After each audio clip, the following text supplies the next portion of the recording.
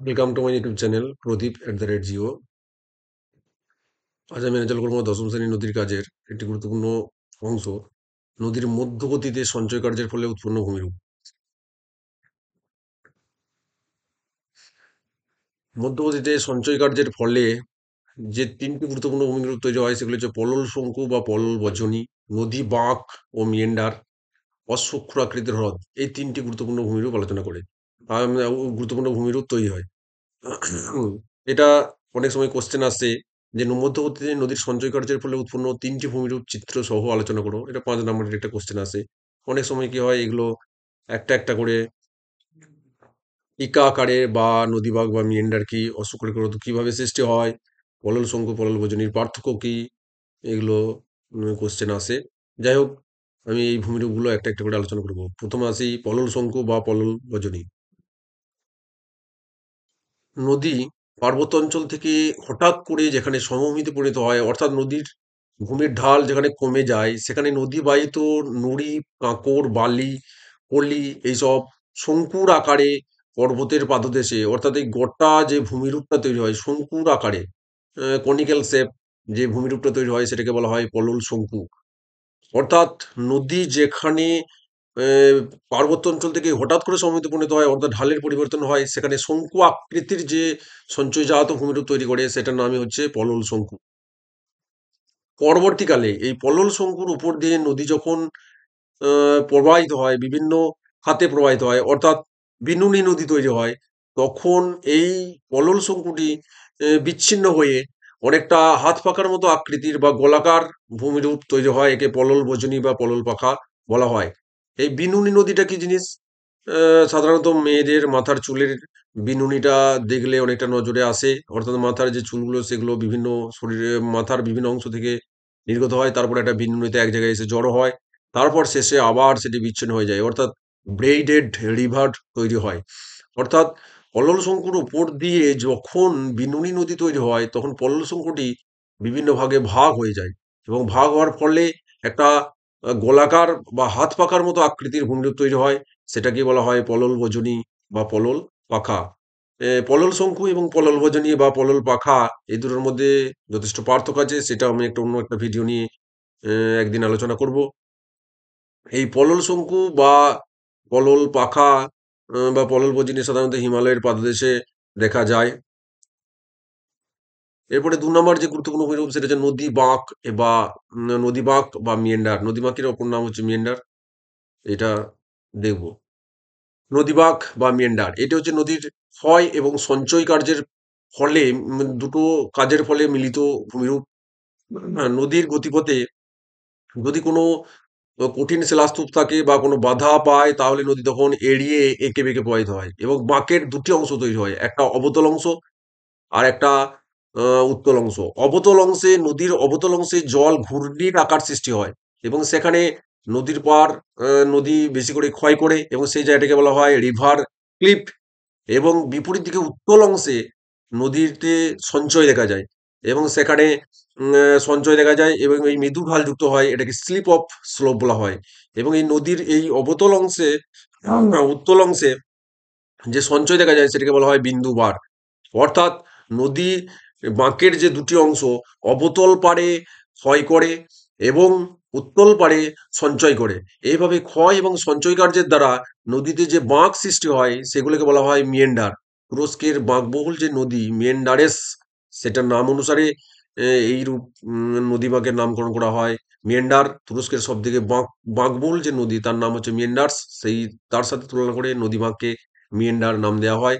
আমাদের পশ্চিমবঙ্গের নদিয়া জেলায় ভাগীরথী এবং জলঙ্গির মধ্যে অনেক বাঁক দেখা যায়।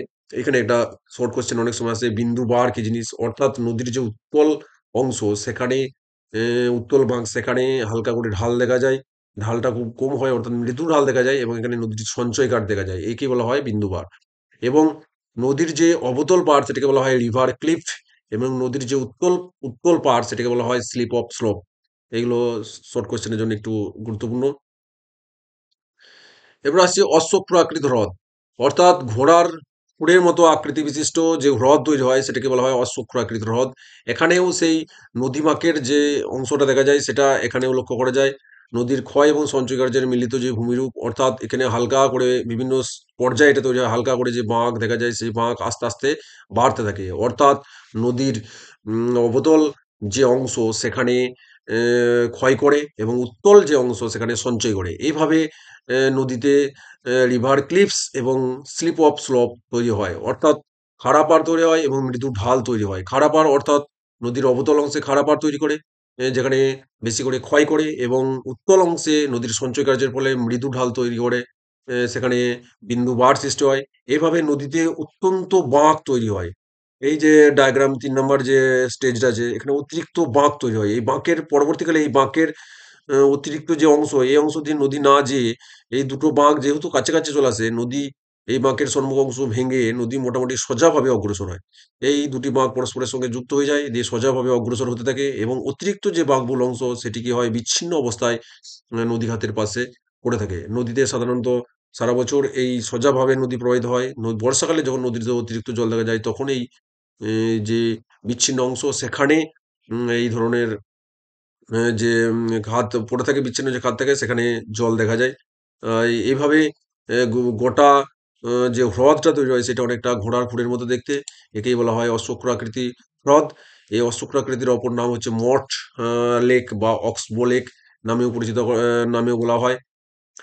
কনওয়ার হ্রদ নামে একটি হ্রদ রয়েছে, যেটা ভারত এবং এশিয়ার বৃহত্তম অশ্বক্ষুরাকৃতি হ্রদ।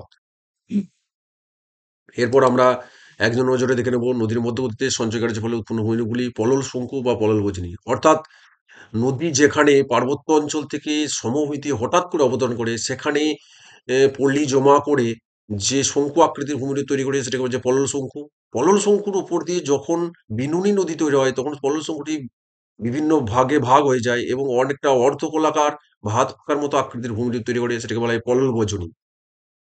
এবং যে নদী বাঁক বা মেন্ডার পরবর্তী যে ভূমিরূপ, নদী বাঁক বা মেন্ডার অর্থাৎ নদীর গতিপথে কোনো বাধা পেলে নদী এঁকে বেঁকে প্রবাহিত হয়। এই এঁকে বেঁকে যখন প্রবাহিত হয়, নদীতে দুটি বাঁক তৈরি হয়। একটা হচ্ছে বাঁকের দুটি অংশ তৈরি হয়, একটা হচ্ছে অবতল অংশ, একটা উত্তল অংশ। অবতল অংশে নদী অতিরিক্ত ক্ষয় করে এবং খাড়া ঢাল তৈরি হয়, এবং উত্তল অংশে নদী ঢালু পাড় মানে মৃদু ঢালযুক্ত পাড় তৈরি হয়, সেখানে সঞ্চয় করে, এটাকে বলা হয় বিন্দু বার। এইভাবে নদীতে ক্ষয় এবং সঞ্চয় কার্যের দ্বারা একটা বাঁক তৈরি হয়, যেই বাঁকটাকে বলা হয় মিয়েন্ডার। তুরস্কের যে বাঁকবহুল অংশ মিয়েন্ডার, সেটার নাম অনুসারে এটাকে বলা হয় মিয়েন্ডার। এটা হচ্ছে অশ্বক্ষুরাকৃত হ্রদ। নদী বাঁকের অংশ দিয়ে নদী যখন প্রবাহিত হয়, নদীর একটা পাড়ে অথবা অবতল পাড়ে ক্ষয় করে এবং উত্তল পাড়ে সঞ্চয় করে। এভাবে অতিরিক্ত বাঁকবহুল অংশ যখন তৈরি হয়, সেই বাঁকের দুটি অংশ যখন কাছাকাছি চলে আসে, নদী তখন সোজাভাবে অগ্রসর হয়, এবং অতিরিক্ত বাঁকবহুল অংশটি নদীর নদীর যে মূল খাত তার পাশে বিচ্ছিন্ন অবস্থায় পড়ে থাকে। এটি দেখতে অনেকটা ঘোড়ার খুরের মতো আকৃতির, সেজন্য এটাকে বলা হয় অশ্বক্ষুরাকৃতির হ্রদ। অর্থাৎ মধ্যগতিতে সঞ্চয় কার্যের ফলে যে ৩ টি ভূমিরূপ তৈরি হয় সেগুলো আমরা জানলাম, এবং সেগুলো কিভাবে উৎপন্ন হয় সেগুলো জানলাম, এবং প্রত্যেকটার উদাহরণ জানলাম। এইভাবে নদীর মধ্যবর্তীতে সঞ্চয় কার্যের ফলে যে উৎপন্ন ভূমিরূপ সেগুলি আমরা বিস্তারিত জানলাম।